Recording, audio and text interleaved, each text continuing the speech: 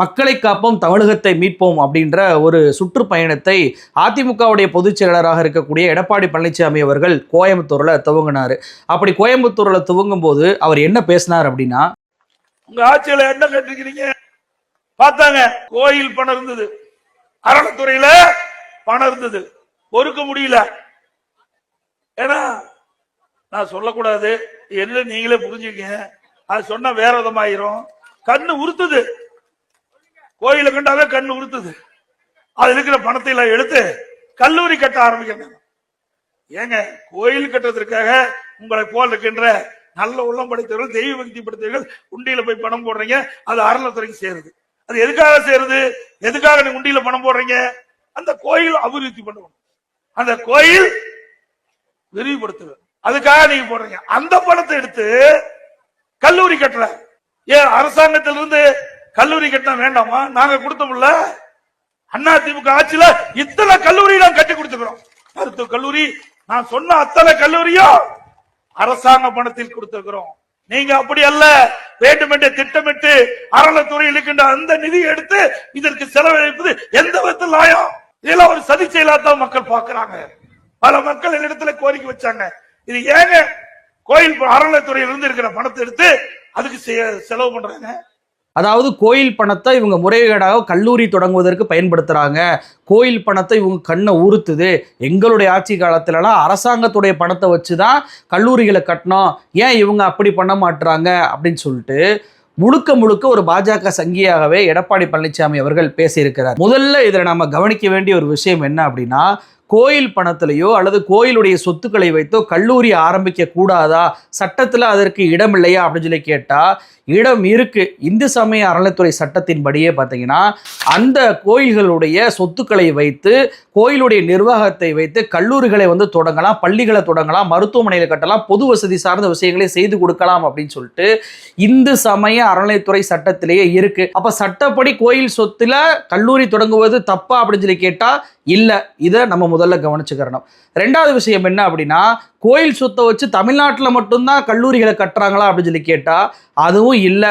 கேரளாவில் தேவஸ்தானம் போர்டு சார்பாக கல்லூரிகள் மிகப்பெரிய அளவில் செயல்பட்டு வருது அந்த காலத்துல இருந்தே. அதே போல திருப்பதியில போயிட்டீங்க அப்படின்னா அந்த தேவஸ்தானம் சார்பாகவும் மிகப்பெரிய அளவில் கல்லூரிகள் செயல்படுத்தப்பட்டு வருது. எங்கெல்லாம் இந்து சமய அறநிலைத்துறை இருக்கிறதோ அந்தந்த மாநிலங்கள் அத்தனையிலையுமே கல்லூரிகளும் ஸ்கூலும் கட்டப்பட்டு செயல்பட்டு வந்துகிட்டு தான் இருக்கு. அப்ப தமிழ்நாட்டில் மட்டும்தான் கோயில் பணத்துல இருந்து கல்லூரி துவங்குறாங்களா அப்படின்னு சொல்லி கேட்டா அதுவும் இல்லை. இதையும் நாம புரிஞ்சுக்கிறணும். இப்போ எடப்பாடி பழனிசாமி அவர்கள் சொன்ன கருத்துக்கு வரலாம். இவர் சொல்றாரு கோயில் பணத்துல கல்லூரி ஆரம்பிக்கிறாங்கன்னு. இதுலதான் இவர் எம்ஜிஆர் ஆட்சி காலத்தையும் கொச்சப்படுத்துறாரு. கலைஞரையும் முதலமைச்சரையும் கூட விட்டுருங்களேன், எம்ஜிஆர் இவருக்கு என்னங்க பண்ணாரு? மோடி கூட இந்த விஷயத்துல இவர் அம்பலப்படுத்தி இருக்கிறாரு. அவங்க எல்லாம் என்ன பண்ணாங்கன்னு தெரியல. ஆமாங்க, நம்மளுடைய தமிழ்நாட்டை பொறுத்த வரைக்கும் 9 கலை கல்லூரிகள் இருக்குன்னு சொன்னல, அந்த பட்டியலை காட்டுறேன் பாருங்க. அதுல அருள்மிகு பழனி ஆண்டவர் கலை மற்றும் பண்பாட்டு கல்லூரி, இது திண்டுக்கல் மாவட்டத்தில் பழனியில் இருக்கு. எப்போ துவங்கப்பட்டுச்சு தெரியுமா? 1963 துவங்கப்பட்டிருக்கு. பக்தவச்சலம் ஆட்சி காலம். அருள்மிகு பழனி ஆண்டவர் மகளிர் கலை கல்லூரி, இது திண்டுக்கல் மாவட்டத்தில் பழனியில் இருக்கு. 1970 துவங்கப்பட்டிருக்கு கலைஞர் ஆட்சி காலத்தில். ஸ்ரீ பராசக்தி மகளிர் கல்லூரி திருநெல்வேலி மாவட்டத்தில் இருக்கக்கூடிய குற்றாலத்தில் இருக்கு. 1964 பக்தவச்சலம் ஆட்சி காலத்தில் துவங்கப்பட்டிருக்கு.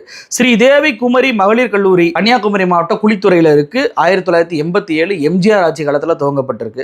பூம்புகார் கல்லூரி நாகப்பட்டினம் மாவட்டம் மேலையூர் அப்படின்ற பகுதியில் இருக்கு. 1964 பக்தவச்சலம் ஆட்சி காலம்.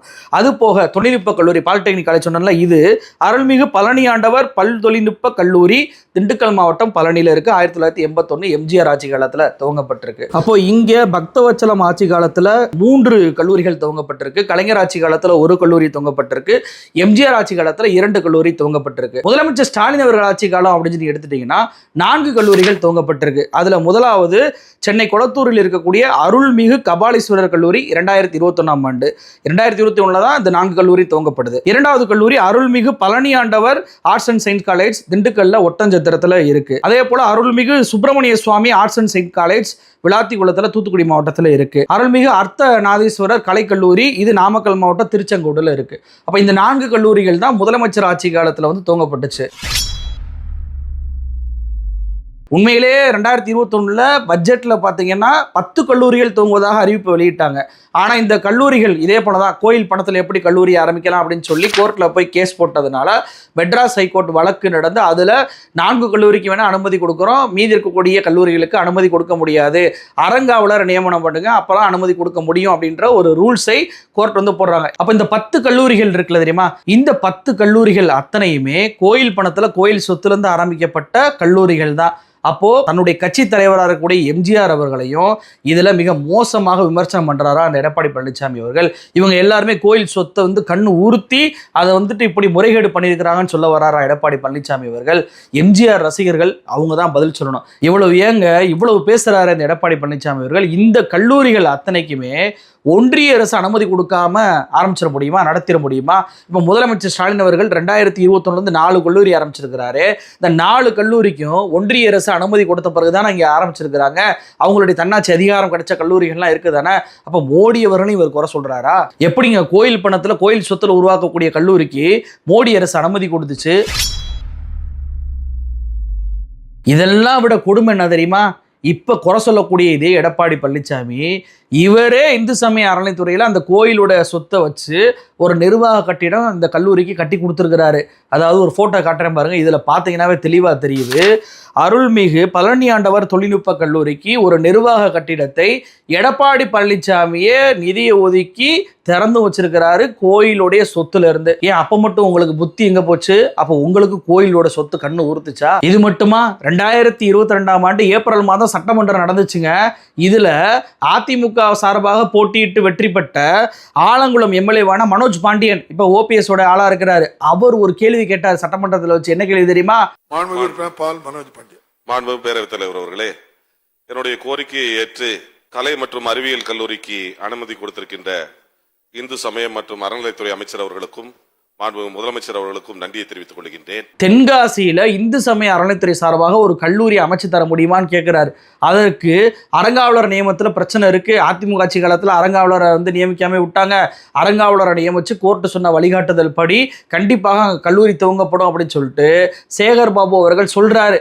அப்போ அந்த இடத்துல மனோஜ் பாண்டியனுக்கு முன்னாடி எடப்பாடி பழனிசாமி இருக்கிறாரு. இப்ப பேசினார்ல எடப்பாடி பழனிசாமி கோயில் பணத்தை கண் உறுத்துது அப்படின்னு சொல்லிட்டு, அப்போ பேசுற போது அருகில் இருக்காருல வேலுமணி, அந்த எஸ்பி வேலுமணியுமே அந்த சட்டசபையில் இருக்கிறாரு. இப்ப நான் என்ன கேட்கிறேன் அப்படின்னா, கோயில் பணம் கண்ணை ஊறுத்துது, கோயில் பணத்தை கல்லூரி ஆரம்பிக்க கூடாது அப்படின்னு சொன்னா எதற்காக சட்டமன்றத்தில் அப்போதே எழுந்து எதற்காக கோயில் பணத்தை நீங்க எடுக்கிறீங்க, அரசின் சார்பாக செலவு பண்ணுங்க அப்படின்னு சொல்லிட்டு எடப்பாடி பழனிசாமி அவர்கள் ஏன் பேசல? ஏங்க ஒரு சாதாரண பாஜக சங்கி ஒருத்தர் இருக்கான், தெருமுக்கில் கந்து கத்துவான் கோயில் பணத்தை திருடுறாங்க அப்படின்னு சொல்லிட்டு. நீங்க முதலமைச்சராக இருந்தவர் தானே, உங்களுக்கு சட்டத்திட்ட ரூல்ஸ் தெரியாதா? உங்களுடைய ஆட்சி காலத்திலேயே வந்துட்டு நீங்க அடிக்கல் நாட்டி நிர்வாக கட்டிடத்தை கட்டி கொடுத்துருக்கீங்க அப்படின்றப்போ அப்ப எல்லாம் தெரிஞ்சுமே வெளிப்படையாக ஒரு பொய்யை நீங்க பரப்புறீங்களே, அதுவும் மத ரீதியான பொய்யை பரப்புறீங்களே, வெளியே சொல்ல முடியாதுன்னு சொல்லிட்டு அதுல இந்துக்களுக்கு மட்டும் கோயில் நிதி கண்ணை ஊர்த்துது, முஸ்லிம்களுக்கும் கிறிஸ்தவர்களுக்கும் இவங்க பண்ண மாட்டாங்கன்ற அர்த்த துணியில் தானே நீங்க பேசுனீங்க. உங்களுடைய வார்த்தை அர்த்தம் எங்களுக்கு தெரியாதுன்னு நினைக்கிறீங்களா? கேவலமா இல்லையா? அப்ப எடப்பாடி பழனிசாமி அவர்கள் இங்க தன்னைத்தானே எக்ஸ்போஸ் பண்ணிக்கிறாரு. எம்ஜிஆர் ஆட்சி காலத்தையும் குறை சொல்றாரு, இதற்கு அனுமதி கொடுத்த ஒன்றிய பாஜக அரசையும் குறை சொல்றாரு. கூடா நட்பு கேடாய் முடின்னு சொல்லுவாங்க தெரியுமா, அது இன்னைக்கு எடப்பாடி பழனிசாமி அவருக்கு நடந்துருச்சு அப்படின்றதா யதார்த்த உண்மை.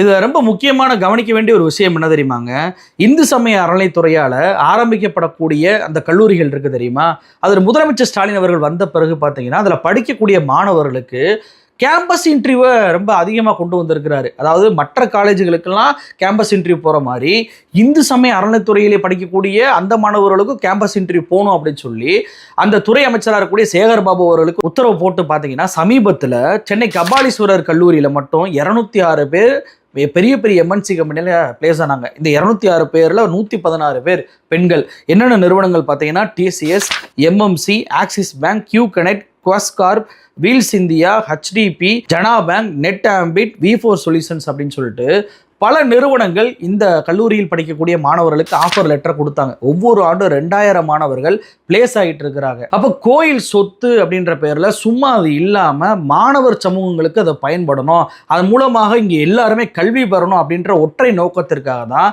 இந்து சமய அறநிலைத்துறை சட்டத்திலேயே அப்படி ஒரு சட்ட பிரிவு இருக்கு. அதன் அடிப்படையில் மிக சிறப்பாக இந்த ஆட்சி காலத்தில் கல்லூரிகள் துவங்கப்பட்டு அவங்களுக்கு கேம்பஸ் இன்டர்வியூ கொடுத்து அவங்க வாழ்வாதாரம் முன்னேறி போய்கிட்டு இருக்கு. அதை கெடுக்கணும் அப்படின்னு சொல்லி எடப்பாடி பழனிசாமி அவர்கள் பேசுறாரு. நான் கேட்கிறேன், HRNC டிபார்ட்மெண்ட் சார்பாக மட்டும் 25 ஸ்கூல் நடத்தப்படுதுன்னு, இதுல 10,000க்கும் மேற்பட்ட மாணவர்கள் படிக்கிறாங்க. அந்த 9 அரசு கலைக்கல்லூரி அப்புறம் ஒரு பாலிடெக்னிக் காலேஜ்ல மட்டும் 12,137 மாணவர்கள் படிக்கிறாங்க.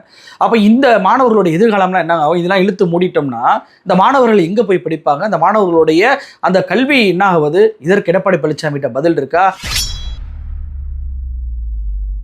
இப்படி வெறும் கல்லூரிகள் பள்ளிகள் மட்டும் இல்லாம இந்து சமய அறநிலைத்துறையின் கீழே வந்து பாத்தீங்க அப்படின்னா நாதஸ்வரம் மற்றும் தவில் இசை பயிற்சி பள்ளிகள் நடத்தப்படுது, வேத ஆகம பாடசாலைகள் நடத்தப்படுது, ஓதுவார் பயிற்சி பள்ளிகள் நடத்தப்படுது, தேவார பயிற்சி பள்ளிகள் நடத்தப்படுது, காது கேளாதோர் வாய் பேசாதோர் பள்ளிகள் நடத்தப்படுது. இதெல்லாம் போக கருணை இல்லம், மனநல காப்பகம், முதியோர் இல்லம், சித்த வைத்தியசாலை, ஆங்கில முறை மருத்துவமனைகள் அப்படின்னு சொல்லிட்டு இந்து சமய அறநிலைத்துறையின் சார்பாக பல்வேறு நலத்திட்ட வசதிகள் பொதுமக்கள் பயன்பாட்டுக்காக கொடுக்கப்படுது. இப்போ கல்லூரிகள் மட்டுமே எடப்பாடி பழனிசாமி கண்ணை உறுத்துது அப்படின்னா இந்து சமய அறநிலைத்துறை சார்பாக வேத பாடசாலையில இருந்து ஓதுவார் சாலையில இருந்து எல்லாமே நடத்தப்படுது. அப்ப அதையும் இழுத்து மூடலான்னு சொல்றாரா? இது மட்டும் இல்லைங்க, நீங்க 1968 வக்போர்டு காலேஜ் வந்து மதுரையில துவக்கப்படுது. அந்த வக்பு காலேஜில் கூட பாத்தீங்க அப்படின்னா இந்துக்களும் இருப்பாங்க, ஸ்டாஃபா இஸ்லாமியர்களும் இருப்பாங்க. ஆனா இது போன்ற இந்து சமய அறநிலைத்துறையின் சார்பாக உருவாக்கப்படக்கூடிய கல்லூரிகள் தெரியுமா, இதுல வந்து இந்துக்கள் மட்டும்தான் பணியாளர்களாக இருக்கணும், கோர்ட் உத்தரவே இருக்கு. அப்போ இந்த இந்து பணியாளர்கள் ஆசிரியர்களாகவோ இல்ல வேற வேற பணியாளர்களோ பணியாற்றக்கூடிய அந்த இந்து பணியாளர்களுடைய வாழ்வாதாரம் என்ன ஆகும்? அவங்களுடைய எதிர்காலம் என்ன ஆகும்? அதற்கு எடப்பாடி பழனிசாமி கிட்ட பதில் இருக்கா? ஒரு இந்து சமய அறநிலைத்துறை சார்பாக கல்லூரி துவங்கணும்னா என்ன சட்டம்? அரசாங்கம்லாம் வந்துட்டு வெளிப்படையாக இதுல கல்லூரி துவங்குறேன் அறிவிக்க முடியாது. அந்த கோவிலில் இருக்கக்கூடிய, அதாவது ஒவ்வொரு கோயில் சார்பாகவும் அந்த கோயில் இருக்கக்கூடிய பகுதியில தான் கல்லூரி ஆரம்பிக்கப்படும். அந்த கோயில் இருக்கக்கூடிய அறங்காவலர் தான் அந்த உத்தரவு போடுவார், இந்த மாதிரி கல்லூரி ஆரம்பிக்க போறோம் அப்படின்னு சொல்லிட்டு. இந்த அறங்காவலரை கூட எடப்பாடி பழனிசாமி ஆட்சி காலத்துல ஒருத்தர் கூட நியமிக்கலையே. அதிமுக ஆட்சி காலத்துல மட்டும் பல்வேறு கோயில்களுக்கு அறங்காவலரே நியமிக்காம போட்டதுனால பல்வேறு கல்லூரிகள் துவங்கப்படாமையே இவங்களோட ஆட்சியில மோசமான நிர்வாகம் நடந்துச்சே. அதற்கு எடப்பாடி பழனிசாமி கிட்ட பதில் இருக்கா? அப்போ ரூல்ஸ் படி சட்டம் என்ன சொல்லுதோ அதற்கு கட்டுப்பட்டு இங்கே இந்து சமய அறநிலைத்துறை சார்பாக கல்லூரிகள் நடத்தப்படுது, பள்ளிகள் நடத்தப்படுது. அந்த பள்ளி கல்லூரிகளில் இந்து மதத்துடைய அந்த பாடத்திட்டங்களும் சொல்லித்தரப்படுது.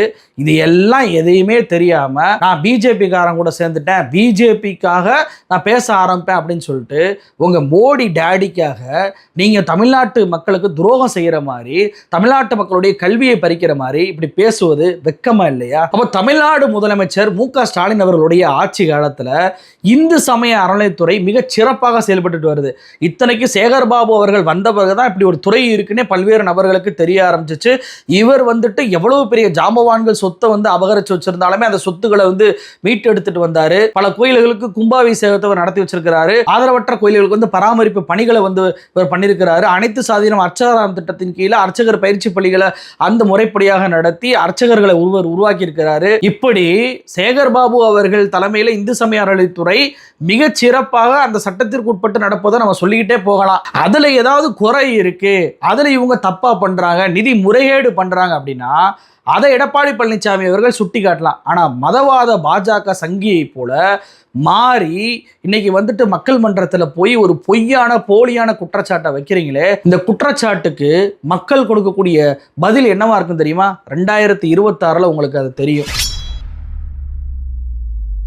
இப்படித்தான் இந்து சமய அறநிலைத்துறையை ஒழிப்போம், கோயில்களை மீட்போம், அர்ச்சகர்கிட்டே அதாவது பார்ப்பனர்கள்கிட்டே கோயிலை ஒப்படைப்போம் அப்படின்னு சொல்லிட்டு நிறைய வந்து பல வருடங்களாக பேசிக்கிட்டே தான் வர்றாங்க. எச்ராஜால இருந்து இப்ப சமீபத்தில் அண்ணாமலை வரைக்கும், ஈசா ஜக்கி வாசுதேவ் வரைக்கும் எல்லாரும் பேசி பார்த்துட்டாங்க. எல்லாரையுமே தமிழ்நாட்டு மக்கள் கூப்புல தான் உட்கார வச்சாங்க. அப்போ இப்படி மதவாத அரசியல் செய்த பாஜகவை மக்கள் எப்படி கூப்புல வச்சாங்களோ அதே போலதான் 2026 சட்டமன்ற தேர்தலையுமே அதிமுகவை கூப்புல வைக்கக்கூடிய எல்லா வேலைகளையுமே எடப்பாடி பழனிசாமி அவர்கள் ஈடுபட்டுக்கிட்டு இருக்காரு. அதிமுக தொண்டர்கள் உங்களுக்கு இது ஒரு மெசேஜ், விழித்து கொள்ளவில்லை எனில் உங்கள் தலைவர் உருவாக்கிய எம்ஜிஆர் அவர்கள் உருவாக்கிய ஜெயலலிதா அவர்கள் வழிநடத்தி இந்த கட்சியை முழுவதுமாக பிஜேபியுடன் போய் சரண்டர் பண்ணிடுவார். இவருடைய பேச்சுகளுடைய ஆரம்ப கட்டம் இது. இனியும் இவருக்கு நீங்கள் ஒத்துழைப்பு கொடுத்தீங்க, இவருக்கு பின்னால் நீங்கள் திரண்டீங்க அப்படின்னா கண்டிப்பாக இந்த கட்சியை காப்பாற்றவே முடியாது. ஏன்னா உங்களுக்கு தான் அது பாதிப்பு வருமே தவிர மக்களுக்கு எந்த பாதிப்பு வரப்போதில்லை. எடப்பாடி பழனிசாமி அவர்கள் இப்படி பேசுவதால் என்னமோ மாற்றம் வரப்போதா? ஒரு மாற்றம் வராது. நான் ஏற்கனவே சொன்ன பிஜேபிக்கு என்ன நிலைமை ஏற்பட்டதோ அதுதான் உங்களுக்கு ஏற்படும். அப்படின்றப்போ உங்களுடைய கட்சியை நீங்கள் காப்பாற்றிக் கொள்ளுங்கள். மதவாத கும்பலிடம் கைகோர்த்து மதவாத கும்பலை போல பேசுனீங்க அப்படின்னா இழப்பு உங்களுக்கு தான். தமிழ்நாட்டு மக்கள் சரியான பாடத்தை உங்களுக்கு புகட்டுவாங்க அப்படின்றதான் என்னுடைய எல்லோருடைய பார்வையா இருக்கு. நன்றி.